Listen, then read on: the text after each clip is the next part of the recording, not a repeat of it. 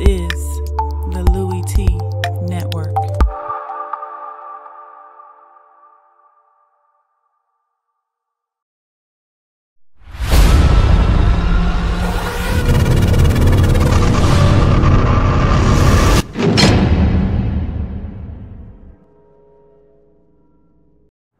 Who else could it be? Me, your man, Louie T. Welcome to Lockdown Coverage Week number 6 in the National Football League. Cleveland Browns on the road looking for their first win of the season versus the Houston Texans. Coming off of a very costly loss at home last week on Sunday Night Football, losing two of their better defenders. J.J. Watt being the most notable, but probably the most impactful being Whitney Merciless. So two big losses on the defensive side of the football. This is the perfect game for the Texans to kind of bounce back, get back in the win column, heading into the bye week, feeling good about themselves, and also kind of get that nasty taste out of their mouth of the defeat last week from Kansas City and all of the guys that they lost. Kind of big time opportunity to turn the page from last week, hit the reset button, and try to start anew this season. And so can't ask for a better opponent at the crib to try to do all of those things against than the Cleveland Browns. And that's what they were able to do, dominating this football game, winning 33-17. At one point, this game was 33-3. And so this was total domination from start to finish by the Houston Texans. The defense dominated this Browns offense. Kevin Hogan got a chance to start, and it was a woeful start. We'll talk about that here in a second, and talk about how the Texans were able to dominate, get back to 500 on the season at 3-3, heading into their bye week with a dominating performance. And so before we do that, though, if you haven't already done so, subscribe to the Louie T Network for more great content in 2017 and beyond. We changing the game over here. I want you to help us do that by simply hitting the subscribe button. Also, I have a number of different social media platforms that you can follow me on. There's Twitter, there's Instagram, there's Facebook. All of those are down in the description below this video. Also, you can donate to the Louie T Network via those two different avenues. There's Patreon, which is probably the most prolific way to do so. Also, there is PayPal for those of you who don't want to go the Patreon route. Both of those links were before you. Both of those links are also down in the description. There'll be a video at some point this week explaining the patron angle and what some of the different tiers mean and what you will get with those tiers if you were to donate using those tiers. So I think Patreon is very neat, and I'm excited about that. And if you can donate, please do. If you can't, all I ask is that you continue to support the channel, whether it's by watching, subscribing, sharing, liking, or all of the above. Just continue to support the Louie T Network as we forge forward on this journey. And so we talk about this game and the Texans getting the W and getting back to 500 at 3-3 with the 33-17 victory over the Browns. We want to start with the offense, and they're red hot right now. Regardless of what the defense is doing, and we know this is a good Texans defense, but they were crippled a week ago, and they were slowed by some of those injuries. There's no doubt about that. You couldn't tell in this particular game, but the opponent had a lot to do with that. But this offense continues to just motor along, and you got to start at the forefront and the centerpiece of what's going on right now, and that's Deshaun Watson at the quarterback position. For the first time since he's taken over as head coach of this organization, Bill O'Brien has himself a quarterback, and I think he realizes that he's got an opportunity to do something special. Those injuries last week definitely hurt, and that may come back to haunt this team ultimately when they get down to the nitty-gritty in terms of December and trying to win this division and find a way into the postseason. But make no mistake about it, for the first time in a long time, he's got a competent offense, one that can score points. This team has scored over 30 points now, 3 straight games, and in one of those games, they scored 57 points. So this is a very explosive offense. And I talked about Will Fuller and what he means to this offense in Houston, and I kept saying when he was injured, once Will Fuller comes back, you're going to see this offense really start to take off because he changes the dynamics of this offense. There was a 3rd and I want to say 13 in this game. they throw a quick screen to Will Fuller and he gets 17. That's what he brings to the table. You saw the 45-yard touchdown that he had. He's had, I think, he had 7 catches at one point in this season, and 5 of them were for touchdowns. I mean, that's how prolific this guy is, how dynamic he is. And what he does is he stretches the field. You can't keep everybody close around the line of scrimmage. You can't double team Nuke, because if you do, what happened in this game will happen to you. You'll have Will Fuller running free down your in your secondary for a touchdown if the ball's on the money. And he actually dropped another one that probably would have been a touchdown. And you know that comes with the territory with Will Fuller. But you'll take those because you know you're going to get more catches and touchdowns than you will drops. And so he changes what they do offensively, really gives them that explosiveness that they lack when he's not in the lineup. The running game continues to be solid. Deshaun Watson does help bolster those numbers with his ability to use his legs and escape. And another 3 touchdown passes for him, the first rookie in NFL history to have 3 straight games of 3 or more touchdown passes in a row. Remember, he had 2 straight games of 5 touchdown passes or 4 touchdown passes, and then this one with 3. So it just continues to account for a ton of points for this Houston Texans football team. Technically, he threw 4 touchdown passes, 1 to the Cleveland Browns in this game. That's something he's going to have to clean up, the mistakes. That's what he's got to eliminate from his game, him rolling out to his left, throwing across his body, and overthrowing his receiver right to the defender, and he was able to pick it off and take it the distance. So other than that, it was another flawless game for Deshaun Watson and his Texans offense. They motored along, and they did what you're supposed to do to a bad football team at home. Jump on them early and often and make sure they have no doubts in their mind that they're going to lose another football game. And that's what the Texans did as they jumped all over this Browns team. And at one point, like I said, 33-3 was the score in this ball game. As you go to the Texans defensively, this is the Texas defense that they're going through a transitional phase now with the losses of Watt and Merciless. You know, they went out and got guys off the streets to come in and try to plug those vacancies, but there's no filling the voids left by those 2 men on that defense. So what they're going to have to do is find creative ways to highlight the guys that they do have that can be impact players, like a Jadeveon Clowney. I thought that your linebacker that made the pick down the sideline was having an excellent game. For him to be running stride for stride, step for step with Duke Johnson, locate the football 35 yards down the field and pick it off. It's a phenomenal play, but he got hurt on that play and he had to be carted off the field. And so that's something you don't want to see. You've already got enough injuries as it is on your defensive side of the football. You don't need another one, but yet that's what happened. But nonetheless, you need to highlight the strengths and the ability of guys like Benardrick McKinney on this defense and Jadeveon Clowney in that front 7, because you're going to have to lean on those guys to make plays because you don't have what you normally have in terms of resources up front. And so you're going to have to take advantage of the guys that you do have that are big-time playmakers or have the potential to be big-time playmakers for you. Jonathan Joseph had by far and away his best game of the season. This is the Jonathan Joseph that you need moving forward. A lot of people still talking about the A.J. Boye, the one that got away, and how he's playing out in Jacksonville. But you've got some good corners in your own right on your football team when healthy. That's always been the question with these guys. Jonathan Joseph is getting up there in age, but still can play at a high level. As you saw in this game, the pick 6, had another pick in the game. He was outstanding in this football game. And you're going to need more of that from him and this Texans secondary as a whole moving forward to try to pick up some of the slack from the injuries in the front 7. So good to see those guys playing good football, making plays, and helping out this football team.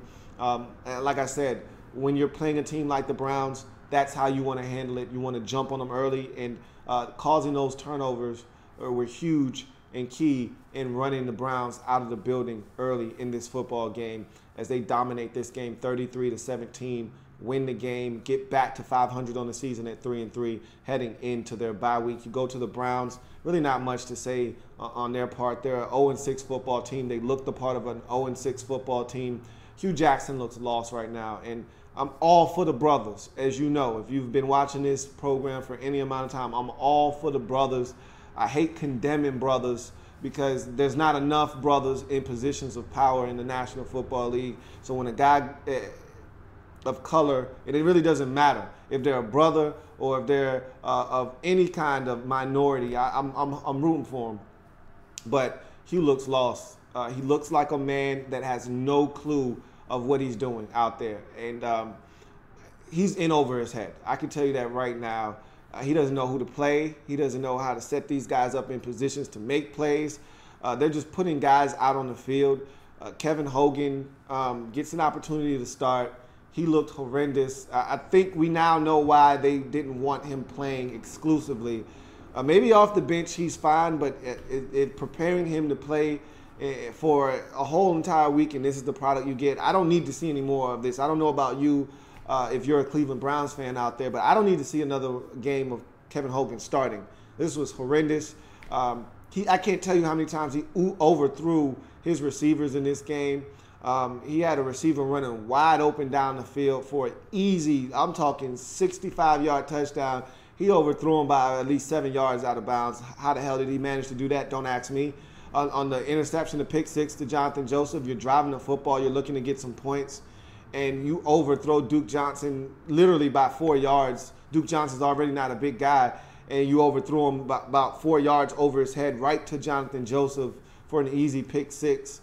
That was about 80 yards for a touchdown as you were driving in a position to at least get a field goal attempt.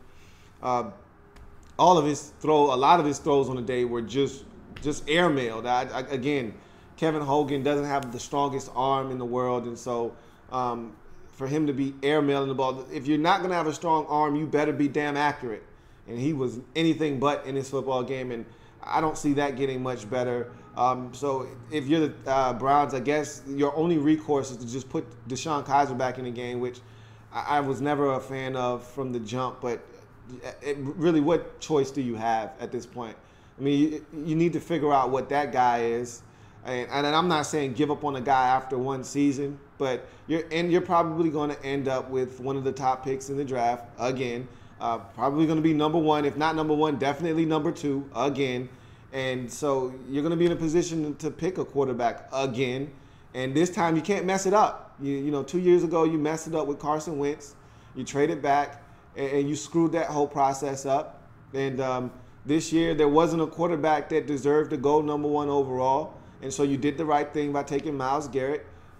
This next time you might have to say, all right, look, we got to take a quarterback. You can't screw it up this time. And like I said, this franchise is lost right now. There is no direction in terms of on the field. Now, they have a plan up top. They've got talent on this team, but the product on the field is a mess. And I put a lot of the blame there on Hugh Jackson because I don't think Hugh Jackson even knows what to do at this point. I think he's befuddled by the lack of production on the field. The fact that they can't figure out the quarterback position is really eating at Hugh. And I don't think he's putting his players in the best positions to succeed. And like Jabril Peppers, for instance, he's not a free safety. I said that when he was drafted. Don't put this guy at free safety. If you're going to draft Jabril Peppers, he needs to be around the line of scrimmage because that's where he's his most comfortable. He played linebacker / safety, that rover hybrid safety linebacker position at Michigan around the line of scrimmage. You want to know why he never had any interceptions? There wasn't a ton of ball production. He only had like one interception in his career because he wasn't at free safety very often. He was around the line of scrimmage, which is where he belongs. You blitz him. You have him guard tight ends underneath. You have him drop underneath in hook zones. That's what he does. He's a box defender. He's a box safety. The further he gets away from the line of scrimmage, the further he is from his comfort zone, the more plays you're going to see like Will Fuller running unmolested to the end zone for a touchdown. He is not a free safety. Just because he's athletic doesn't mean you can stick him back there and he's going to have instincts and he's going to make the right plays. Stop trying to fit square pegs in the round holes. That's what this Browns organization has done for too long. They refuse to admit mistakes. They refuse to do the right thing. And that's part of the reason why this franchise continues to lose week in and week out. They do it again here. Like I said, not much more to say. I don't need to beat a horse while it's already dead, okay? This is an 0-6 football team. And the thing that troubles me is at least last year, they were in ball games. You know, I mean, last year when they were losing, you like, damn, they're close. Sort of like what the 49ers are doing now. Every week they're losing about 2 or 3 points. You're like, God damn, the 49ers are going to win soon. Last year, the Browns were in games, had opportunities to win. He said, God damn it, the Browns are going to win soon. This year, they're just getting their ass whooped every single week. And maybe it's because last year they had Josh McCown, and you see what he's doing in New York with the Jets, and that veteran quarterback gave them an opportunity week in and week out. And this time around with young guys, the second year and rookie quarterbacks, they make so many mistakes that they don't give you an opportunity. Maybe that's the case. But every week in the first half, the Browns are getting their ass whooped. And it's hard to have hope when at halftime you're down by 30 every week. I mean, what was it against Cincinnati? What was it, 31-0 at halftime? What was it a couple of weeks ago at halftime? I forgot who you were playing, but you were getting steamrolled early in the football game. It wasn't even close. I mean, these totals, these outcomes. Indy 1 week, you were down 28-3 at halftime. I mean, you're not giving yourself a chance early in ball games. And this was another one that got out of hand quickly, and it is what it is. Browns are 0-6. They lose 33-17. Texans get the win. They're now 3-3 on the season. Browns go home next week to host the Titans. You better hope and pray no Mariota. That'll give you an opportunity. I think he's going to play tonight. If he re-aggravates something, you may not see him next week. If he plays tonight, plays well, stays healthy, you're probably in trouble next week as well. But in any event, all you can do is put together a game plan. I think you need to get Deshaun Kaiser ready and put him back in the game, because what I saw from Kevin Hogan, I don't need to see again. Let's go to any comments that may be out there. Pepe the YouTuber says, I'm in Algebra 2 class. Take a break to watch this. Hey, don't be getting in trouble, man. You got to do what you got to do. This video will be here when you get out of school, bro. Do not get yourself into trouble. I'm trying to watch this. Jazzy Viotis says, thanks. Hey, no doubt. None at all. Buffalo pregame says, do you think that the Browns will finally get a quarterback in the top 10 first round next year that will even help? Yeah, I think they've finally gotten to the point now where they realize we can't do this anymore. We can't try to trade back. We can't try to figure out how to get a quarterback later on. We can't do the whole money ball approach to the quarterback position where, oh, we'll trade back, pick up as many picks as possible, and then take a quarterback now. They've got to nip this thing in the bud. They've got to take the best quarterback available. They messed it up once with Carson Wentz. They could have had their quarterback situation solved, and maybe if they would have taken Wentz, they would have destroyed him. That's very possible too, because it seems like everyone that goes to Cleveland at the quarterback position is destroyed in some shape, form, or fashion. But in any event, Carson Wentz to me was the real deal. Still think that he was the best quarterback in that draft class. And I've already went on record as saying I think he's the best young quarterback in the league because of two things: potential and health. You look around the league at all these young quarterbacks, and they can't stay healthy, whether it's Teddy Bridgewater, Derek Carr, Marcus Mariota, now Jameis Winston went down yesterday. They can't stay healthy. The one guy that continues to play week in and week out for his team is Carson Wentz. They could have had Wentz. Not saying that he would have been playing the way that he's playing now, because he's in a much better situation in Philadelphia than he is in Cleveland. But nonetheless, you would have had a shot. And you would have had to, at least like to have thought you would have had the position solved by now had you done the right thing. So I think they don't have a choice but to do the right thing next year. Disco Jump Rope says, I thought the Browns were going to be much better. I don't understand why they are so bad. It's a lot of reasons, man. It's not just one thing. Coaching is bad right now. The players, they're not figuring out. The best thing they got right now on their team is Jason McCourty at the cornerback position. He's got 3 picks, had a pick 6 in this game. He's been the one reliable guy. Joe Thomas on offense, like always, and the running backs, I love those guys. But outside of that, I think they've got talent at tight end. Their receiver position stinks. They got a lot of young guys, but that doesn't necessarily mean you've got talent. They got a lot of young guys out there, but maybe with a better quarterback that those guys wouldn't look as bad. But in any event, it's just, to me, a lack of understanding what you have from a coaching staff perspective, lack of understanding what you've got and how to put those guys in positions to win. And it's all about, as a coach, minimizing your weaknesses and maximizing your strengths. And I don't think Hugh Jackson's doing a really good job of that. I really don't. Disco Jump Rope says, how far do you think Watson can take the Texans? I think Watson can take the Texans as far as the defense will allow him to take them. Because, look, you can score 35 points like they did, last week against the Chiefs. But if the defense is going to give up 45, what difference does it make? This team will only go as far as the defense will allow them to go. Because Watson, you can see, if Will Fuller, the fifth, is healthy, they're going to be explosive. With Nuke on one side, Fuller on the other side, and all the weapons in between, they're going to be just fine offensively. They love their tight end position. They've got surrounding cast members. The running back position is good enough to get it done. Their problem is, what are you going to get defensively when you play good offenses? You're not going to play the Browns every week. What happens when you got to actually stop the other team that is explosive and dynamic in their own right and can score points? Can you keep up? Can the defense keep them down? I don't know the question to that. Watson is going to do his part, though. I feel confident in that. Yeah, he's going to make some mistakes. Let's not act like he's going to be perfect. But I think he's good enough to take them as far as the defense will allow him to take this team. Deron Johnson says, how the Ravens can bounce back from a tough loss from the Bears. Vikings next week. I'm breaking down that game 2 games from now. So we'll talk about that then. Mazer_12 says, lucky for us, Kevin Johnson is more than likely coming back when we face Seattle in 2 weeks. That helps out because the cornerbacks, also that linebacker that ran stride for stride with Duke, was an undrafted rookie.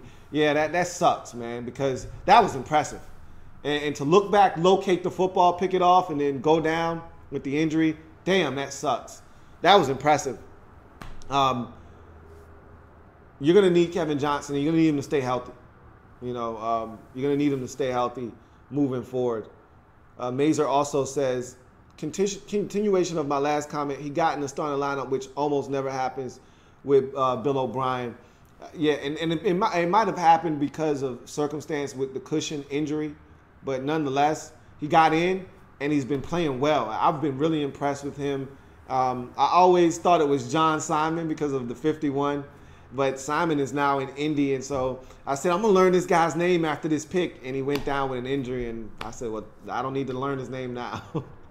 Eagle Speed says, are the Browns the most dysfunctional team in the league, and will they ever find a quarterback? To answer your first question, yes, they are the most dysfunctional team in the league. To answer your second quarterback, they have to. That's not optional. That's why they're the most dysfunctional team, because they don't have a quarterback. And I think they're going to finally do that in the 2018 NFL Draft. Jazzy Viola says, you don't think Deshaun Watson's still not worth a number 1 pick, a first-round pick? I never said he wasn't. I didn't think he was going to go as soon as he went. But I said, look, of all the quarterbacks that went in the first round, I said this at least 15 times, he's the one guy that I think could start. Now, I told you I didn't think he was going to come in and be this impressive because I didn't think he could read NFL defenses. I thought he was a one-read quarterback. I wouldn't have spent a first-round pick on him because I didn't think he would be ready to go. But I said in the same breath, we know how quarterbacks go in this league. It's a high commodity position.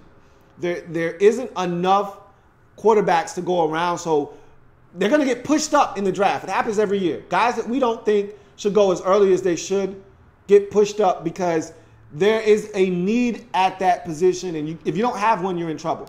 And so I knew he was going in the first round. I just didn't think he would be ready to do the things that he's doing from the pocket. I knew he can use his legs. I knew he can make plays. I told you he had the it factor. I told you that. When he got in the league, I said he's the one quarterback out of all these guys, Mitchell Trubisky, Kaiser, all of these rookies that were drafted, Mahomes, he's the one guy that can start in his rookie season and be effective because he has it. But I didn't think he would be able to do what he's doing from the pocket. That's been probably the most impressive thing. And I give credit to Bill O'Brien and his coaching staff for putting plays in the playbook that fit what Deshaun Watson is comfortable with and what he does best. A lot of read option, a lot of shotgun. He's rarely under center. A lot of shotgun, a lot of pistol, a lot of read option. A lot of similar concepts that he ran at Clemson, they're running in Houston right now, and it's making him a lot more comfortable and making the transition from college to NFL quarterback a lot smoother for Deshaun Watson. Pepe the YouTuber says, nah, man, I'm good doing group work and teacher don't care. Okay, as long as you ain't getting in trouble, man, that's all I care about. I just want to make sure we good over there. Buffalo pregame says, this guy skipping algebra has me worried about today's school system. Nah, man. Hey, look. It was not like that when I was in school. I will admit. My teachers weren't that cool. We weren't even allowed to have cell phones, though. So it's a different day and age. Hopefully, he's getting his work done while he's doing it. The man is going to be a doctor, so I'm not worried at all, okay?